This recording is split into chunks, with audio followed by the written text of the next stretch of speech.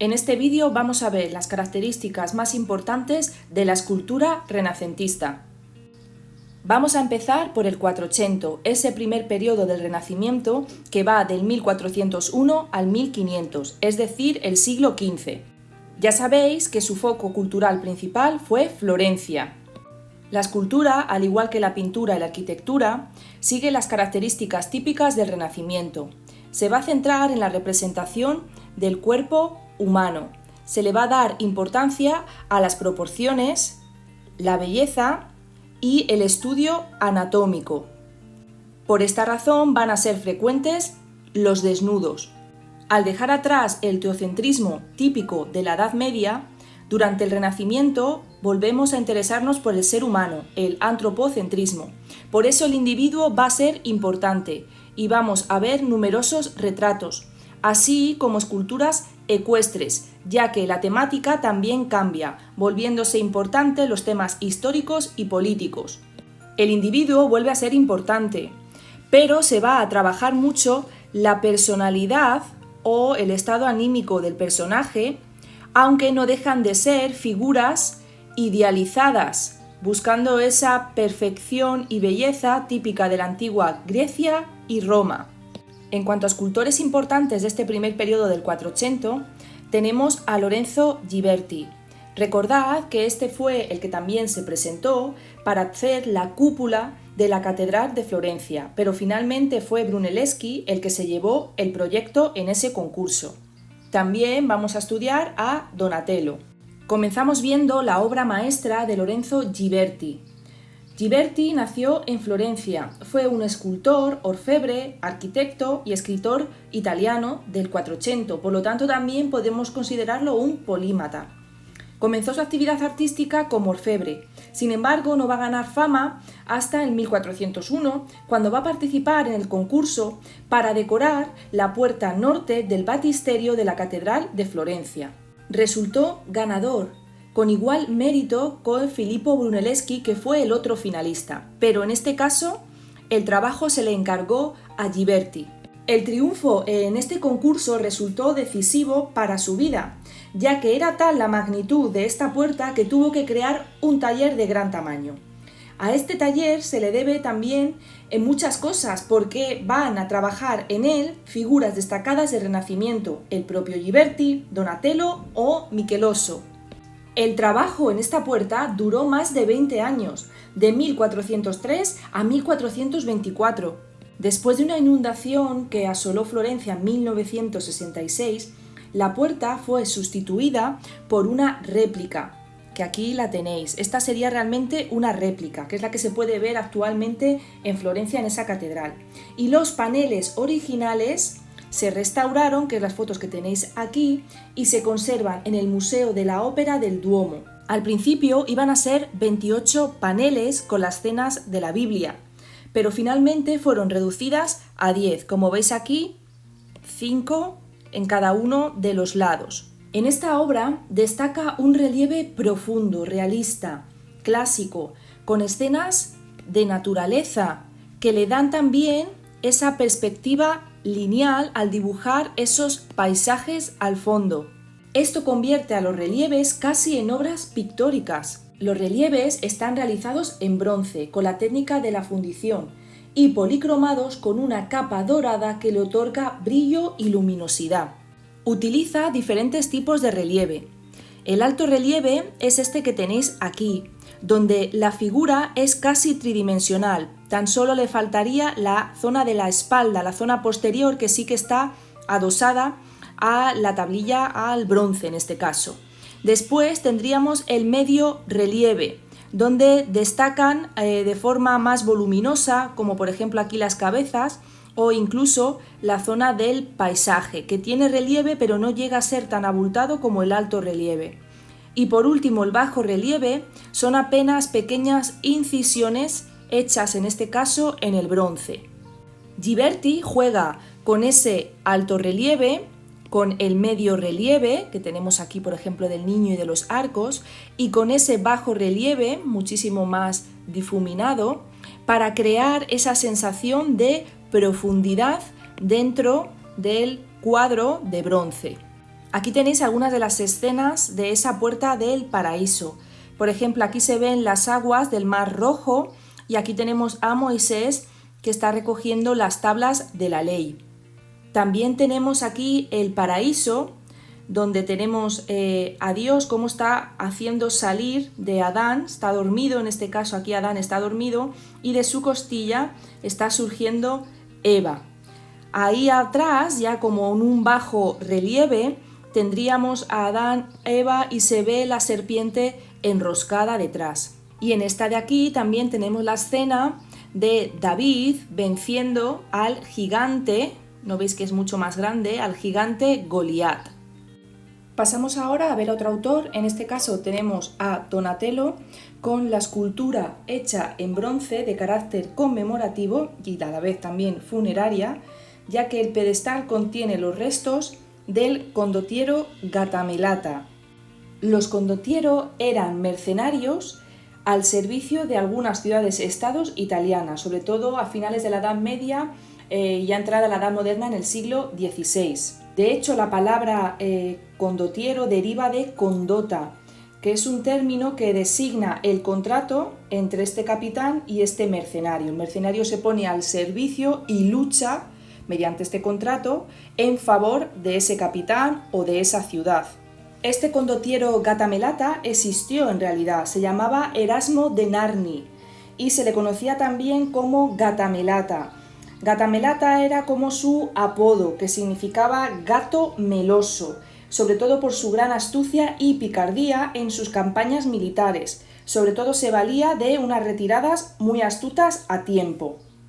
Este Erasmo de Narni, que es condottiero Gattamelata, llegó a servir al Papa, a la ciudad de Florencia, y esta escultura se encuentra en Padua, en la ciudad en la que llegó a ser dictador. Y como hemos dicho, en el pedestal de esta estatua se encuentran los restos de este condottiero Gattamelata, que su nombre era Erasmo de Narni. Fue la propia ciudad de Venecia la que encargó a Donatello este monumento en agradecimiento a los servicios prestados por este condottiero. Es la primera escultura ecuestre de época moderna y el artista se inspiró en la escultura del emperador Marco Aurelio, obra que pertenece al antiguo Imperio Romano. Esta figura ecuestre es un compendio de maestría, tiene equilibrio, serenidad y elegancia, todas ellas características del Renacimiento. El militar, con la vista al frente, transmite seguridad, mando y ese don militar. En una mano lleva las bridas del caballo y en la otra, como podéis ver aquí, sujeta el bastón de mando. Va vestido con una coraza militar que nos traslada o nos recuerda al mundo clásico. Y es que Donatello se inspira en la coraza que vestía Augusto Prima Porta cuando arengaba a esas tropas. El caballo, pese a estar en posición de galope, adopta una postura muy elegante, obediente, natural y está perfectamente proporcionado. Es que Donatello, con esta obra, podemos ver cómo domina la técnica del bronce, el naturalismo y la perfección en la ejecución, también el conocimiento del mundo clásico y la admiración por el hombre, el deseo de individualizar al protagonista, a que representa con nobleza y valentía en honor a sus servicios militares. Y es que Donatello supo fundir muy bien el idealismo clásico con el naturalismo y equilibrio de este Quattrocento italiano. Último decir que también esta escultura es importante ya que se encuentra en una plaza en Padua, por lo tanto se recupera este tipo de monumentos en plazas públicas. La siguiente obra que tenemos aquí sigue siendo de Donatello y en este caso ya es religiosa, ¿no? Cuenta una historia religiosa. Tenemos al David. Es una estatua que representa a David, el joven pastor, que se ha enfrentado ya a Goliat, le ha derribado con su honda y le ha cortado la cabeza, que posa a sus pies, representando este momento posterior a la acción. David aparece representado con ese pelo largo suelto, tocado por un sombrero inspirado en los de paja de los campesinos de la Toscana, de Italia, y calzado con una especie de sandalias. De nuevo, igual que el condottiero, el material es de bronce y se manifiesta la influencia del mundo clásico. Por primera vez desde la antigüedad se muestra una obra de bulto redondo, desnuda. Por tanto, se vuelve a recuperar esa idea del antropocentrismo. Vemos también ese contraposto acentuado al tener una pierna derecha firmemente apoyada y la izquierda está flexionada, haciendo este giro, eso es el contraposto. El brazo derecho está más tenso con la espada, mientras que el izquierdo está relajado, apoyando en un ángulo en la cadera. Esa mano izquierda también está sujetando una piedra. Bien podéis ver el estudio de las formas anatómicas, en este caso las de un joven. La expresión de este David es serena y es más bien una fuerza interior la que lleva al triunfo, porque la expresión es tranquila. La imagen, aunque es religiosa, intenta conseguir algo bello. Y es que se ha querido ver en esta obra la plasmación del ideal platónico de la superioridad de la inteligencia de David, a pesar de su juventud y de su poco tamaño, sobre la gran fuerza del gigante Goliat. Dejamos atrás el Quattrocento italiano y nos introducimos en el Cinquecento con la figura de Miguel Ángel Buonarroti. Pasamos ahora a otro autor, Miguel Ángel, del que ya hemos hablado tanto en pintura como en arquitectura. Y es que este polímata no solamente va a pintar la Capilla Sistina con ese juicio final o va a construir la cúpula de San Pedro del Vaticano, sino que también va a ser escultor. A esta obra se le conoce como la Pietà o la Pietà en italiano. Este tema representa el momento en el que la Virgen sentada recoge en su regazo el cadáver de Jesús. Miguel Ángel es capaz de transformar el tema.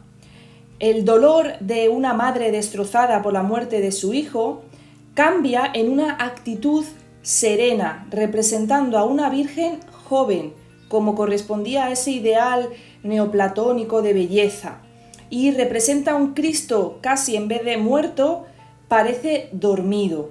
Incluso parece que el cuerpo de Jesús no le pesa a la Virgen. Y el cuerpo de Cristo tampoco muestra los signos de sufrimiento que padeció en la cruz. Como veis en esta imagen, la composición es equilibrada de forma piramidal, formando un triángulo equilátero que cumple con esos principios de simetría y perfección del Renacimiento. La mano izquierda de la Virgen María es el único gesto que transmite cierto dolor y traza una línea paralela al brazo derecho de Cristo, al cuerpo de Cristo. A pesar de la diferencia de edad entre ambos, ya que eran madre e hijo, Miguel Ángel ha preferido presentar a María tan joven como a Jesús. Observamos también contrastes. La aparente inestabilidad, que parece que se va a caer el cuerpo de Cristo, parece que se va a resbalar, y en cambio se contrarresta con el cuerpo sedente, sentado, asentado, fijo, de la Virgen. Otro contraste que podemos ver es la desnudez del cuerpo de Cristo frente a los grandes pliegues y ropajes de la Virgen. Por último, deciros que esta escultura está hecha en mármol de Carrara y se encuentra en la Ciudad del Vaticano. Aquí tenemos otra obra de Miguel Ángel, el Moisés, que representa a un Moisés casi anciano, pero con poderosa anatomía. En su brazo derecho lleva las tablas de la ley, mientras que el izquierdo descansa sobre su abdomen. Moisés aparece girándose hacia su izquierda y mirando con furia, poseído de rabia y a punto de levantarse y estallar ante su pueblo. El motivo de su ira tiene dos versiones. Una, porque se percata de que los hebreos, los judíos, están adorando a un becerro de oro, según los textos bíblicos, y su ira le conduce a romper las tablas de la ley. Esta teoría es la más aceptada. Otros dicen que es porque acaba de conocer que jamás alcanzará la tierra prometida. Miguel Ángel, con esta pose, fijaros en este pie, sugiere el movimiento en potencia. Los músculos están en tensión, captando el instante en el que Moisés vuelve la cabeza y está a punto de levantarse lleno de furia ante la infidelidad de su pueblo. La expresión de su rostro ya abandona un poco esa idea de equilibrio propia del Renacimiento, ya que demuestra gran fuerza y se aprecia también muy bien en esas barbas encrespadas, una mirada furiosa, unos grandes huecos oculares, donde se genera ese claroscuro al penetrar la luz. Labios entreabiertos, los dedos como crispados sobre las barbas. Esto es lo que se conoce como la terribilità, el momento anterior al estallido de la furia, es decir, un movimiento en potencia, que aún no ha roto las tablas, pero se ve que las va a romper en cuanto se levante. Aquí tenéis lo que habíamos dicho, esa terribilità, esa fuerza contenida, esa tensión del cuerpo. Seguimos teniendo una cierta simetría, aunque como veis aquí no es perfecta, es un poco asimétrica. Y vemos ese momento elegido del monte del Sinaí junto con las tablas de la ley. También vemos cómo juega ese claroscuro, cómo se retuercen esos profundos pliegues de su ropa, entrando la luz sobre ellos y generando zonas oscuras y claras. Pasamos a ver ahora quizá la escultura más famosa del Renacimiento, sin duda una obra maestra. Se trata del David y seguimos con Miguel Ángel. Es una escultura de mármol blanco de más de 5 metros de altura. Fue realizada por Miguel Ángel Buonarroti entre 1501 y 1504, entrando ya en el Cinquecento, y fue un encargo hecho por esa ópera del Duomo de la Catedral de Santa María del Fiore, por lo tanto de Florencia. De hecho, actualmente se encuentra expuesta en la Galería de la Academia de Florencia. El tema de la obra es religioso, pero con la influencia del antropocentrismo como se aprecia en su desnudez. Miguel Ángel presenta el momento de tensión anterior a la acción de enfrentarse a Goliat. En la otra estatua que hemos visto, en ese caso de bronce de Donatello, el David era joven, más pequeño, y la acción transcurría después de matar a Goliat, por eso tenía la cabeza a sus pies. Pues bien, Miguel Ángel prefiere representar el momento justo antes de comenzar la acción de enfrentarse a ese gigante llamado Goliat. Sobre su hombro izquierdo, de forma tensa, cae la honda, tiene la honda, mientras calcula con el ceño fruncido para que el disparo sea certero. Miguel Ángel, a diferencia del David de Donatello, representa a un joven poderoso y atlético. Su intensa mirada nos incita a pensar que el enemigo se encuentra frente a nosotros, muy cerca. Miguel Ángel utilizó un bloque de mármol de Carrara de casi 5 metros de altura. Trabajó con la técnica extractiva de la talla, es decir, directamente sobre el bloque fue extrayendo para hacer las formas anatómicas que estáis viendo aquí. Se limitaba a quitar lo que iba sobrando. Después fue pulimentando, de esa manera pudo reproducir muy bien los nervios, los pliegues, la piel y los músculos, como podéis ver y apreciar en las imágenes. Con estas imágenes podéis ver ese gran pulimentado y esos detalles también hechos de los nervios de la mano, hasta casi los tendones y los huesos. También su poderosa anatomía. Recordad que es una escultura de bulto redondo, se puede circular alrededor de ella y está totalmente esculpida. El canon que utiliza es largo, por lo que tiene como varias correcciones ópticas, como la cabeza, que se le ve quizá excesivamente pequeña, en comparación con unas manos y pies muy grandes. Se observa también ese contraposto, piernas muy abiertas, brazos muy tensionados, En general, podemos decir que el ritmo de la obra es un ejemplo de movimiento en potencia. Todo el cuerpo está en tensión y se ve reflejado en esos músculos en tensión. Como veis, el cuerpo está frontal, sin embargo, este giro de la cabeza rompe esa frontalidad. También vemos que el eje hace una composición en zig-zag. Para terminar con Miguel Ángel, aquí tenéis algunas imágenes de Los Simpson para que veáis que hasta ellos reconocen el arte del Renacimiento. El David de Miguel Ángel, un detalle de la creación, nosotros hemos visto el juicio final, pero hay otro fresco que es la creación de Miguel Ángel en la Capilla Sixtina, y luego pues aquí tenéis elementos de Leonardo da Vinci, La Última Cena, e incluso el nacimiento de Venus de Botticelli del 480. Dejamos atrás los escultores italianos del Renacimiento y vamos a ver cómo este Renacimiento se expande, aunque ha nacido en Italia, se expande al resto de países europeos y va a llegar incluso a España. En España va a tener sus características propias. Principalmente los motivos van a ser religiosos. España es muy católica y va a buscar sobre todo plasmar unos sentimientos muy intensos, incluso antes de ser perfecto o ideal. A pesar de ser renacentista, prefiere un poco el sentimiento y la emoción. Y en vez del mármol, en España sobre todo van a preferir utilizar lo que tenéis aquí, la madera, pero policromada, decorada. El artista más importante, el escultor más importante que va a destacar en este periodo es Alonso de Berruguete.